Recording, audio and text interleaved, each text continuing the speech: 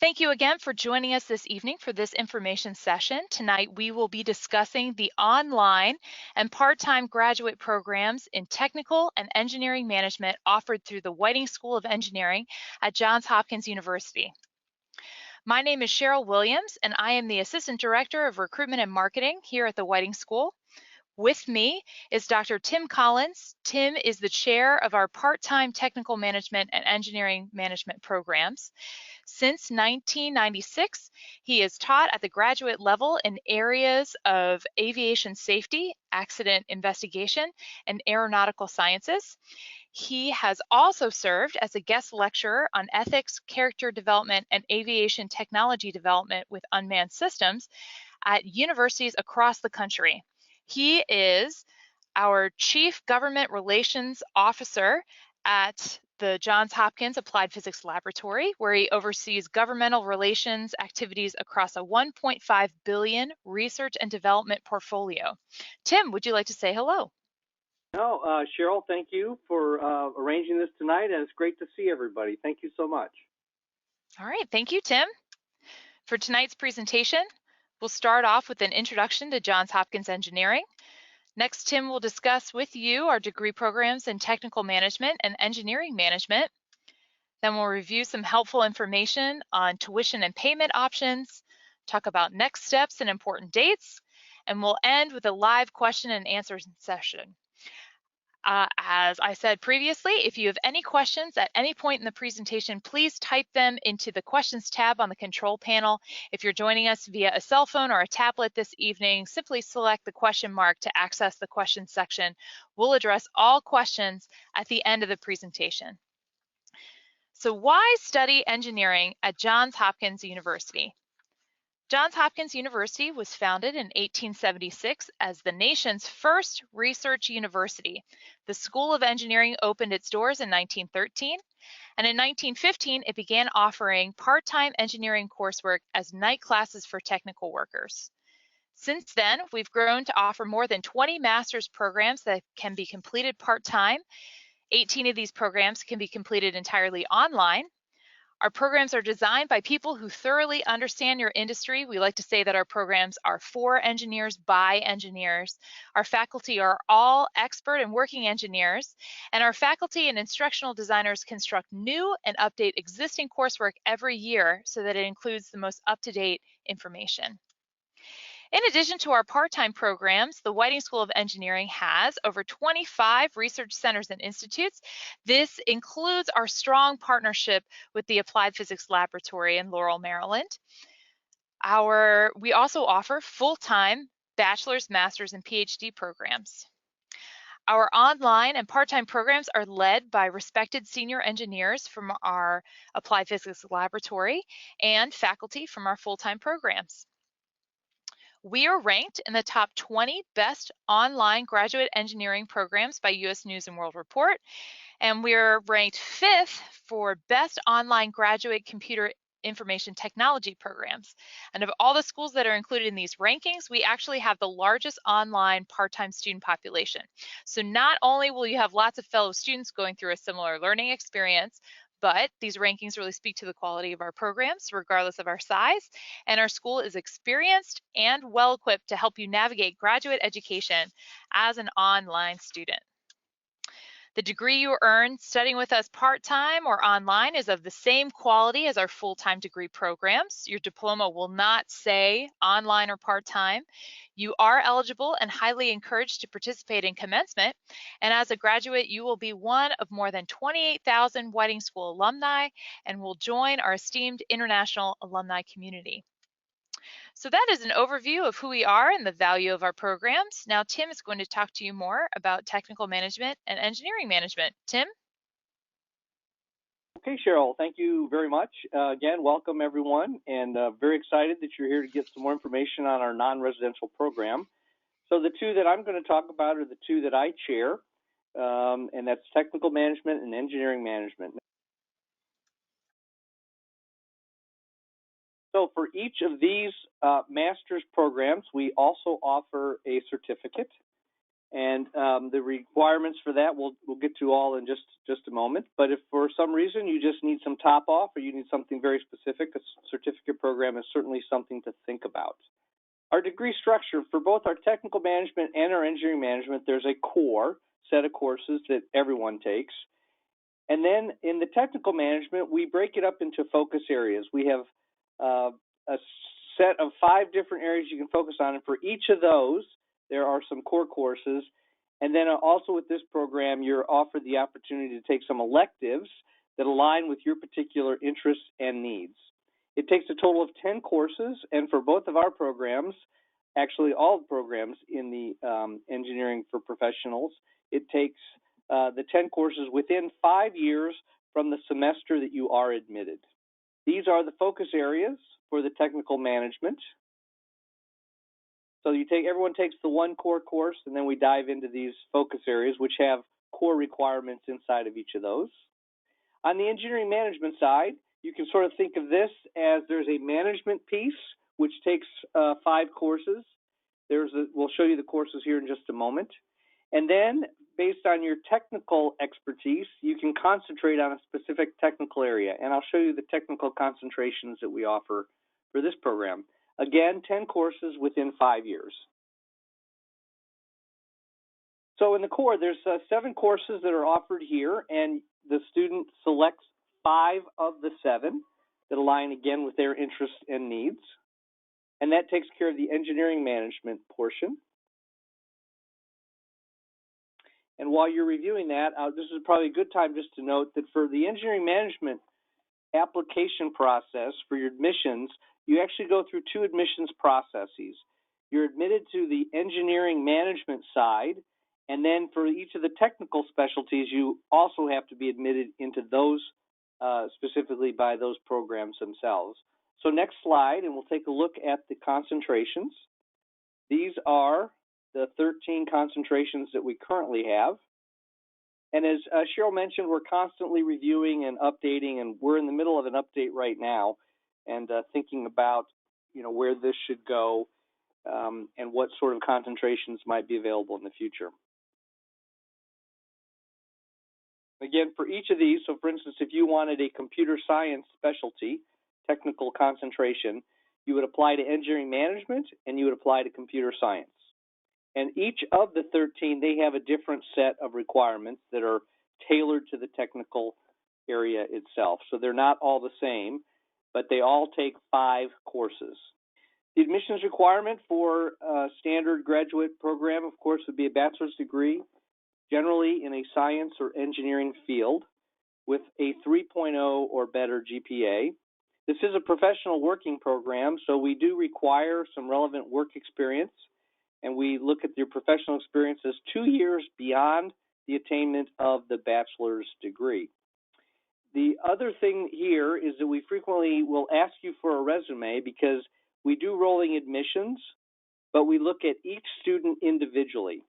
And so the resume helps us really align with what the student background is, because we're trying to make sure that not only will you succeed in the program, but we actually want you to thrive. So we just want to make sure that you're ready to go. As Cheryl said, you can complete the programs online. We also have on-site some courses. I'll just be very straight with you that the number of online courses being offered is dwindling over time as more and more students want the flexibility of asynchronous education. But we currently do have some courses that are offered in the classic traditional brick and mortar, on-site or on-ground. So it's a combination of both. We also have something that we call virtual live. And this gives the student the opportunity to either go to a classroom or take it online. It's done synchronously, so let's just say you live out of the area, you actually will join the class at the designated time, 7:30 on Tuesday evenings. The instructor will be broadcasting live. There'll be some students in the classroom, and other students will just be joining the class on their laptops. And we call that virtual live because it's a combination of people that are out there in the virtual space as well as people that are live on site in the classroom. So it's a variety of different modalities, but you can complete both programs online if that's your primary interest. This right here is a map of kind of some of our locations, past and present.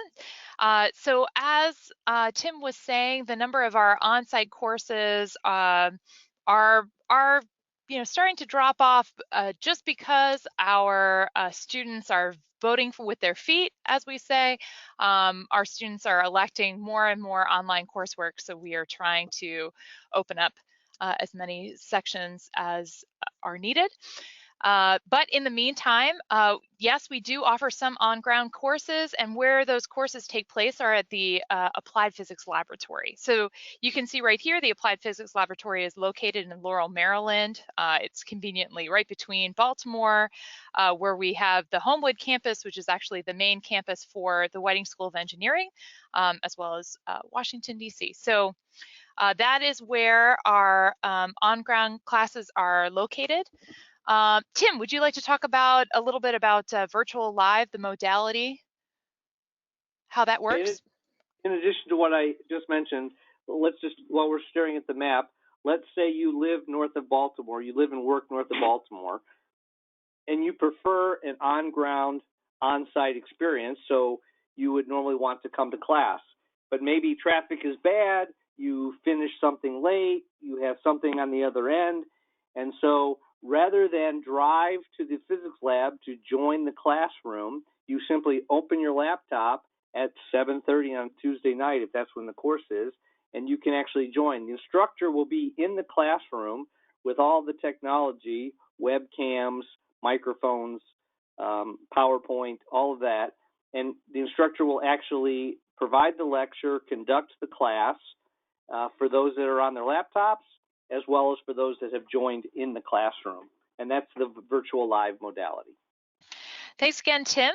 Now we'd like to share some information to help you take this next step. Some of the most common questions that our admissions team gets from prospective students is, what is the tuition and what resources are available to help me pay? So here it is. Our tuition is currently $4,250 per course. Our courses are 3 credits each, so this is the total tuition cost for each 3-credit course. Because our tuition fluctuates each year due to inflation, we encourage students to budget a total of $45,000 for the cost of their degree. This may exclude books and materials. The cost for books and materials does vary depending on the coursework that you register for. But in addition to tuition, there are no fees that you will have to pay. So we don't charge students a regular technology fee. Our online and part-time students do not pay any type of student union fee or anything like that. We do not charge an application fee to submit an application to these online and part-time programs. The only fee our students pay is a fee at the end of their study known as a graduate fee. You have a variety of financing options available to you depending on your personal circumstance. I really encourage you to investigate and to take advantage of any education benefits that your employer may offer. A large, if not overwhelming, majority of our students are actually financing their education with some sort of employer assistance. We unfortunately do not have any scholarships available for our online and part-time graduate students, but there are other associations and organizations that do. For example, the National Consortium for Graduate Degrees for Minorities in Engineering, otherwise known as the National GEM Consortium, offers fellowship programs.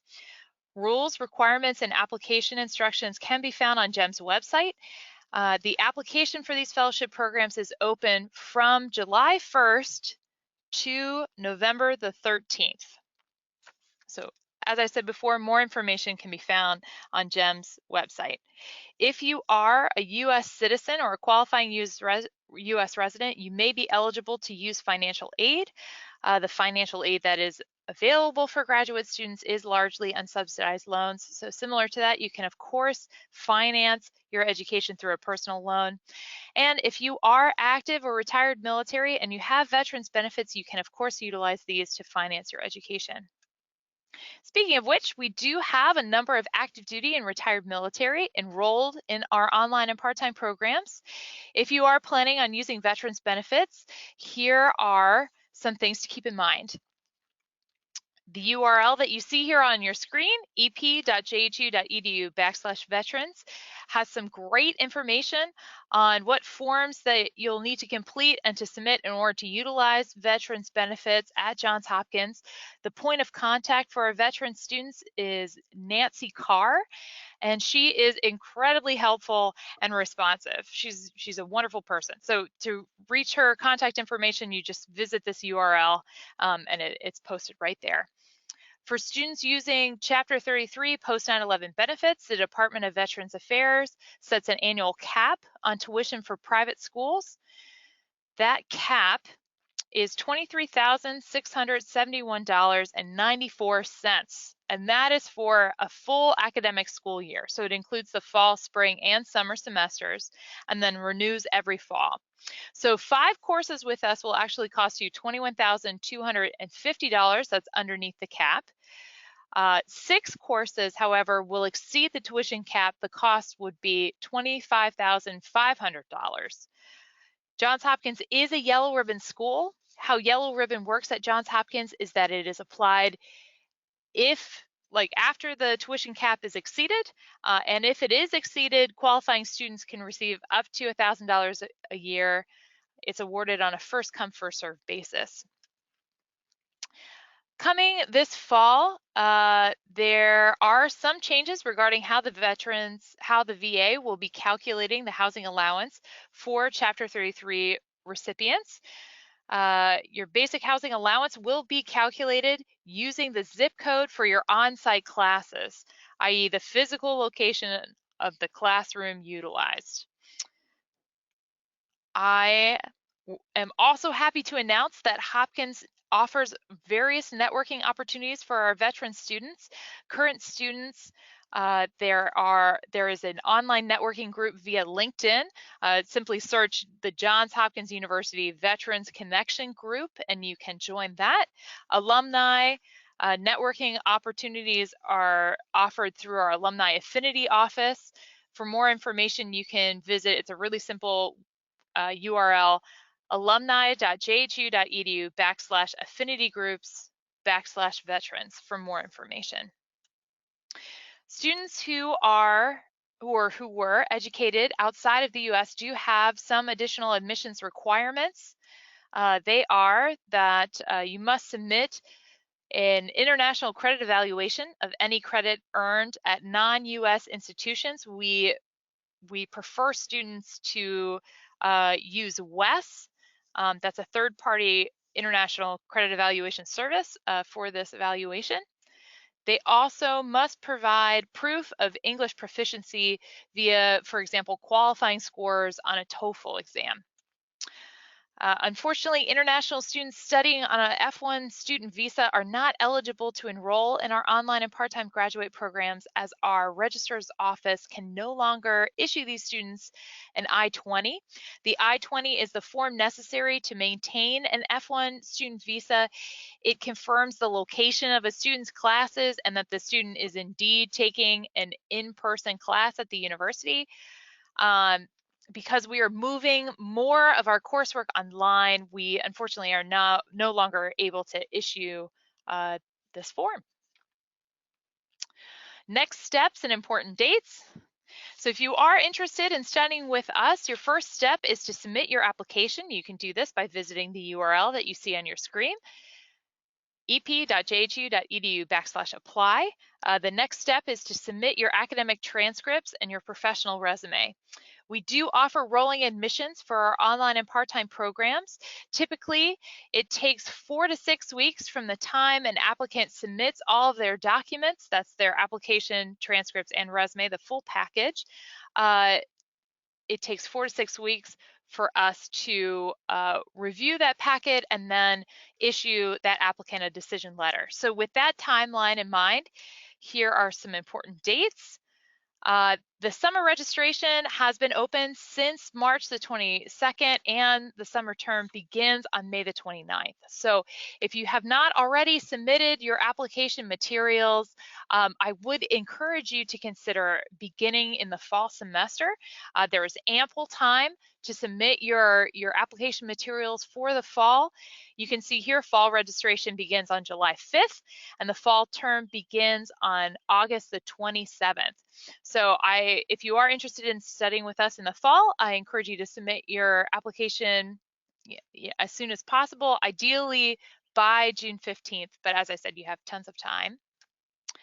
And that is the end of the prepared portion of this presentation. And I am going to go ahead and open it up to have Tim answer some of your questions. Tim, are you ready? I'm ready, Cheryl. Thank you. Let's do it. All right. First question. The website says that to take the engineering management program with a concentration in computer science, I must be accepted into both. Does this mean that if I change my mind and want to do computer science, a different program, can I do that without waiting for approval? Excuse me. If they change their mind from going from engineering management to the master's in computer science, can they do that without approval? Well, they have to have approval from the program chair, and that's just Okay. a quality process, but there's not a separate admissions program. The admission standards that the program chairs use for each of the concentrations is the same standard that they use as if you were going to do a technical specialty on that area alone. So you can start with an engineering management and a degree in a concentration on computer science, and then maybe after you take two courses in computer science, you say, really, I just want my whole degree on computer science. Then it's just a short conversation exchange with the program chairs, and off you go. It works the other way too. So if you start where you apply to a computer science degree, and then you are taking the degree and you're talking to colleagues and friends, and you think maybe the engineering management might be more applicable, or you've had a career change or a change in your career goals, then generally the process to come to the engineering management program with the concentration in computer science is the same thing, where a program chair reviews progress, how well you're doing, and all that. But for the engineering management, I accept any student who's been accepted in any of the concentrations for one of their exclusive degrees into the engineering management program. All right. Next question. This attendee wants to know if there's any flexibility regarding the 2-year minimum of work experience for as an admissions requirement. Yeah, that's a great question, and the short answer is there's no flexibility. This is an engineering professionals degree program, so you have to have a foundational experience professionally as well as academically to prepare you for the course. Can you imagine you'd be in a course with a bunch of professionals on project management, and probably with less than 2 years of experience, you wouldn't even know what that was. So you'd struggle in the course, and part of the whole graduate experience, as Cheryl mentioned, the networking, is this idea that we learn from each other. So we're sort of expecting our students to contribute to the learning of others as well as take away from the learning of others. So we just expect 2 years of professional experience gives you that foundational work background that'll help you to succeed in this program. So typically, I tell people to apply a semester before they want to start their academics to give enough time. But like this time of year in the spring, I've had some folks who don't get the 2 years experience until late summer because of their work. So I just admit them for the fall of 18. That professional experience does not count. Internships do not count. We're talking about post-bachelor's degree professional working experience. All All right, thank you so much. This next question, Tim, I think that I can answer it. If we have already been accepted, can we decide if we want to start in the summer or the fall? Yes, absolutely. Once you've been accepted to the program, you will have, really, you just need to enroll in classes within a year time frame. That's typically after a year is when we would start discussing whether or not you are still in active status. So yes, if you've been accepted this summer, you can absolutely decide whether or not to enroll in classes in the summer or instead wait and enroll in classes in the fall. Next questions. Okay, so this student had questions on where you can find the requirements for the concentrations, for example, the computer science concentration. And Tim, as we said earlier in the presentation, you would review the admissions requirements for the Masters of Science in Computer Science, correct? That is correct. So if you go to the website, it was ep.jhu.edu/programs-and-courses. You'll see all of them. So if you wanted it in computer science, click on what the admissions requirements are for computer science, and those are the same admission requirements for the engineering management concentration of computer science. All right. Next question. Can we take more than one class per semester? Are there summer and winter classes as well? Tim. Okay, Cheryl, I'll take that. Yes, you can take 2 classes. No one will say anything. And more than that, your advisor or perhaps myself as the chair might inquire. It's very demanding. Graduate work is very demanding. And if you're trying to work full-time and balance the family and do academics, more than 2 courses can be a bear. Most students take one a term, but they go year-round. We offer a fall, a spring, and a summer term, so you can go year-round with a very slight break between each of them. And so when Cheryl was doing the math with the tuition, that's why she was had calculated 5 classes is underneath the cap for the veterans that are with us, and thank you for your service, by the way. Because most students will take 2 in the fall, 2 in the, some students will take 2 in the fall, 2 in the spring, and then in the summertime they generally take 1 or none because of, the summertime balancing family and work and school again is always an issue. So it is possible to take more than that, but it's very challenging. Over to you, Cheryl. All right. This attendee has questions regarding kind of the similarities and differences between the Masters of Engineering Management and, for example, an MBA. Right. So this is thank you, Cheryl. So thank you for the question. This is a Master of Science degree. This is not an MBA. The engineering management, sort of, you could lightly say it's the MBA version for engineers. So the MBA version, of course, will concentrate heavily on business perspectives, business analytics, as opposed to the core purpose of this is to provide those leaders with technical, managerial, and leadership skills that are applied directly in a technical organization. So just to be clear, it is not an MBA. All right. This student has kind of a question that is kind of a personal circumstance, but I think it's a great question. If a student had, has lots of experience in the workforce prior to completing their bachelor's, so that they actually completed their bachelor's recently, but they have ample years of technical management experience prior to completing that bachelor's, is that work experience taken into consideration, Tim? Cheryl, that's a great question, very insightful question, actually. So this goes back to, we should probably think about, Cheryl, adding it to the chart for the admissions requirements is the need to provide a resume. I actually review every submission, And I think, for us, we're interested in this combination of work experience as well as academic experience.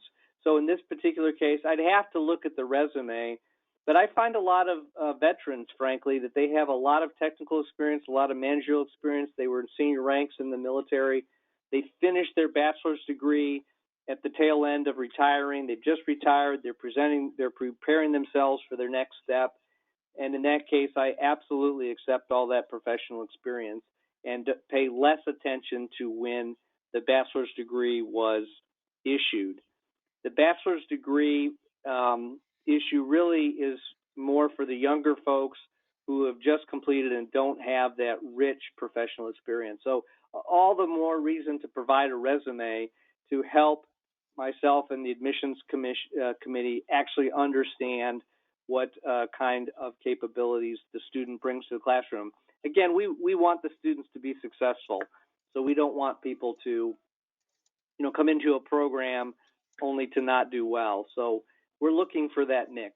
So I would say to this specific question, if someone has 20 years of professional experience and has only recently got their bachelor's degree, that should not deter you from applying.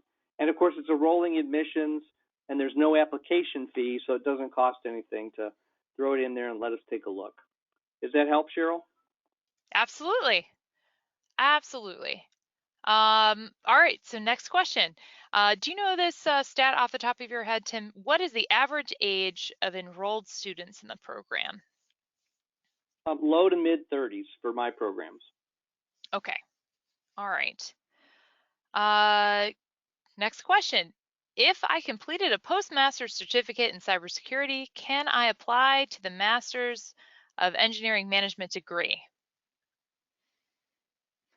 So if the student completed another program with us. Yeah, the real question is, does it count? Do those courses count towards the degree? Again, we'd have to look at it specifically, the timing. There's timing requirements. There's a policy that we have of no more than 2 courses can transfer in against a particular degree in the school.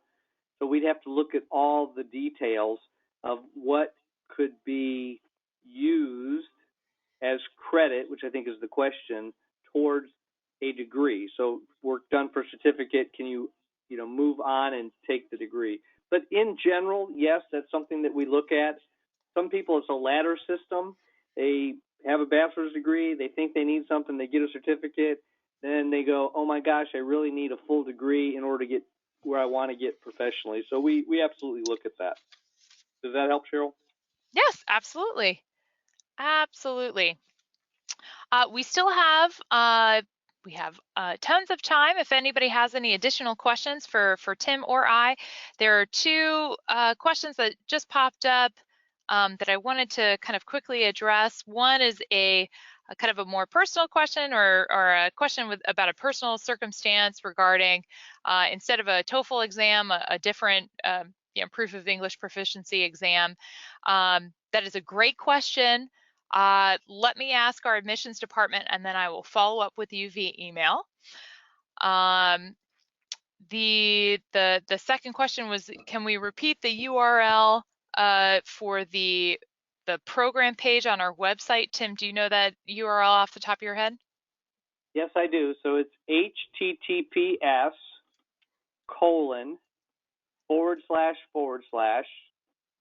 EP for engineering professionals .jhu, Johns Hopkins University .edu /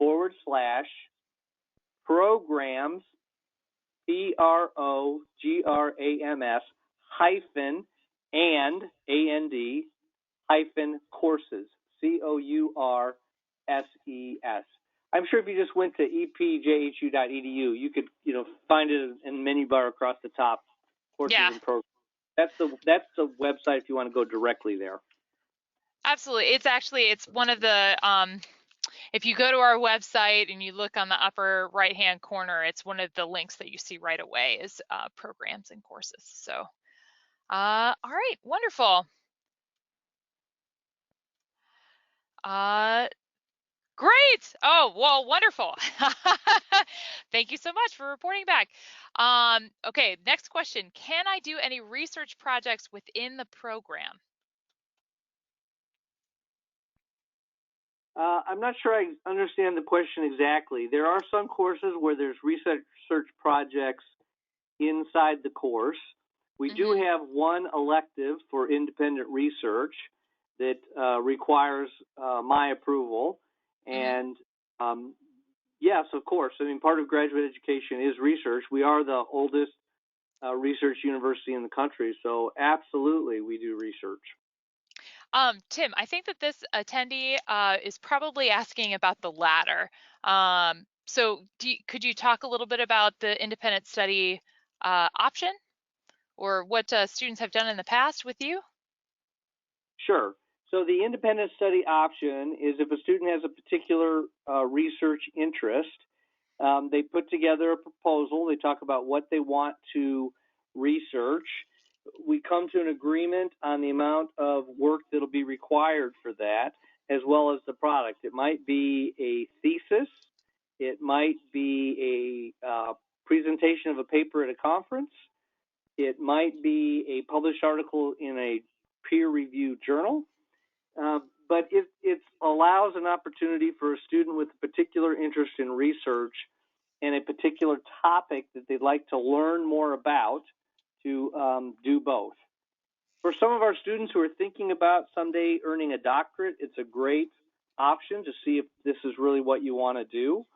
And it's a great opportunity to learn more about the research methods that are available, both quantitative and qualitative, as well as thinking about different ways to demonstrate mastery. It is a master's level course, mastery of a particular topic, Cheryl.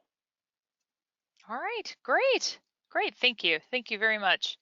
All right, this next question is this program usually challenging for students that do not have a U.S. degree? Do foreign students usually thrive in the program? We have a very small sample size of international students, so I don't think I can answer that in a satisfactory way. Okay.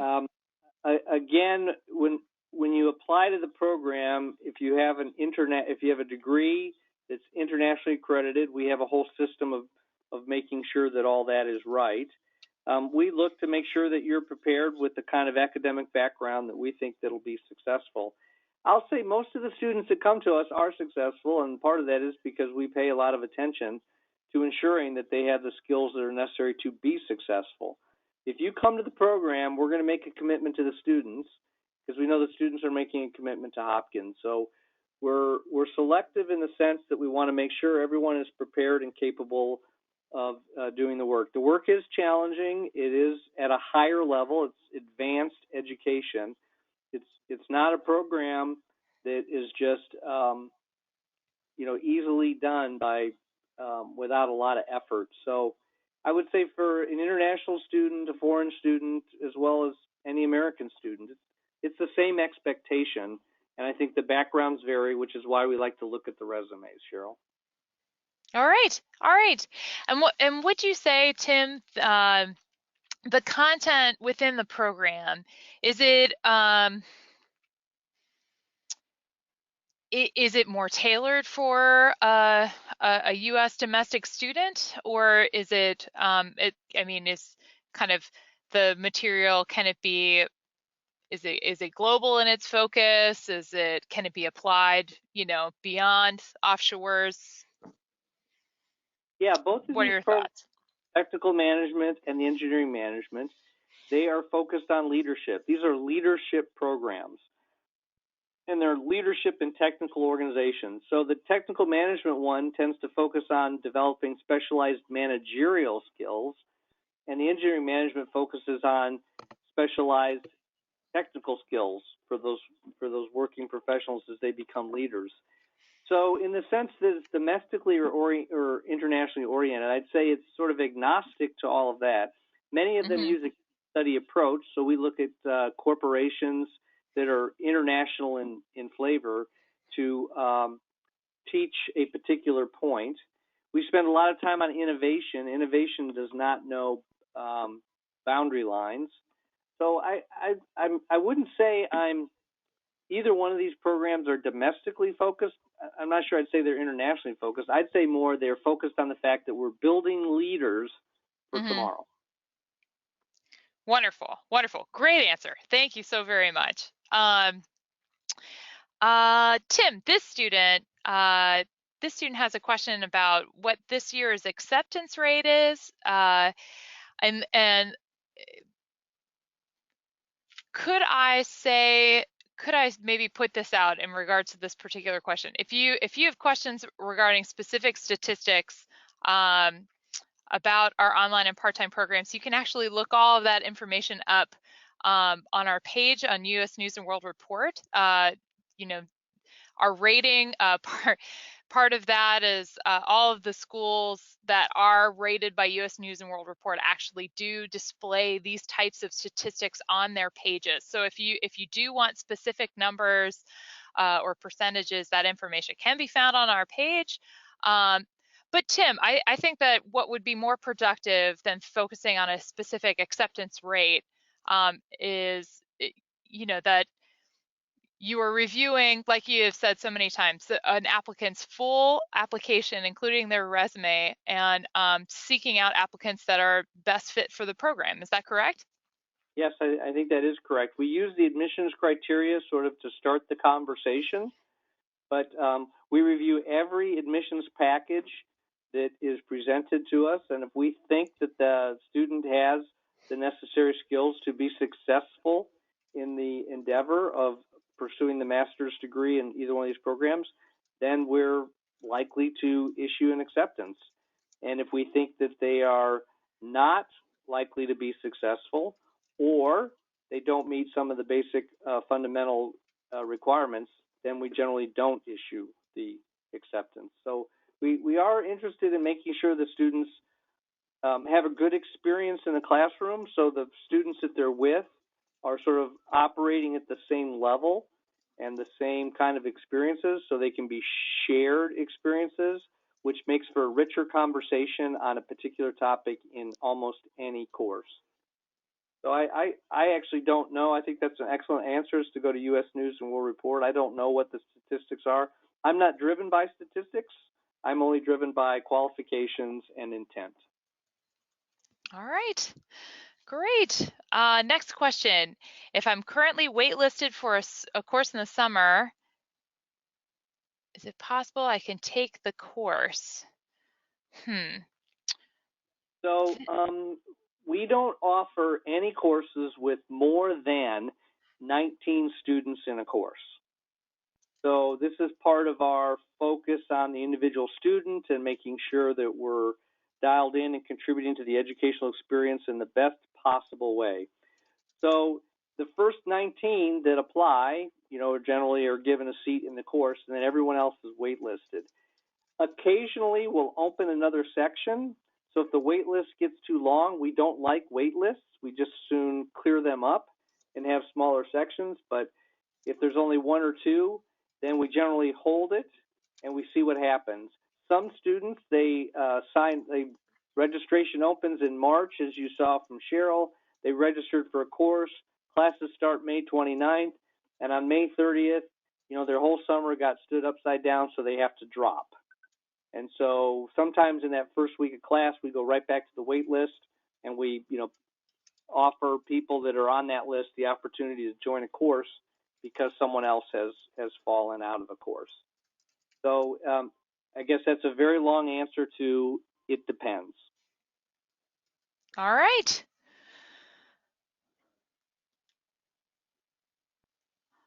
I guess, Cheryl, the only thing I'd add to that is, you know, for folks, when you're trying to get a particular course, I just really urge you to register early.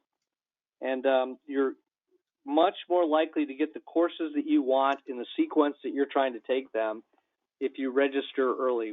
With 19 to a course, we have thousands of students.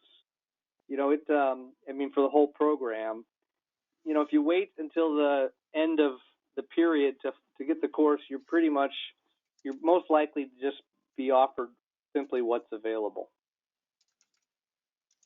That's all, Cheryl, I want to add on that. Okay.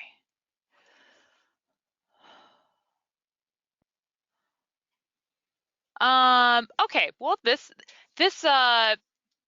attendee, even though preferencing it as a personal question, I think this is actually a great question overall.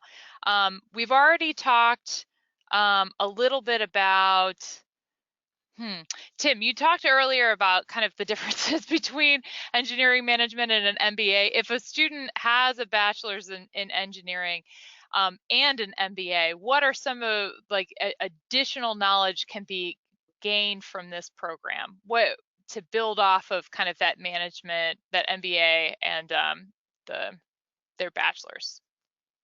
Yeah, that's a great question, and I always encourage students to start with what are they thinking about for their 5 and their 10-year goals to help them think about where they want to be.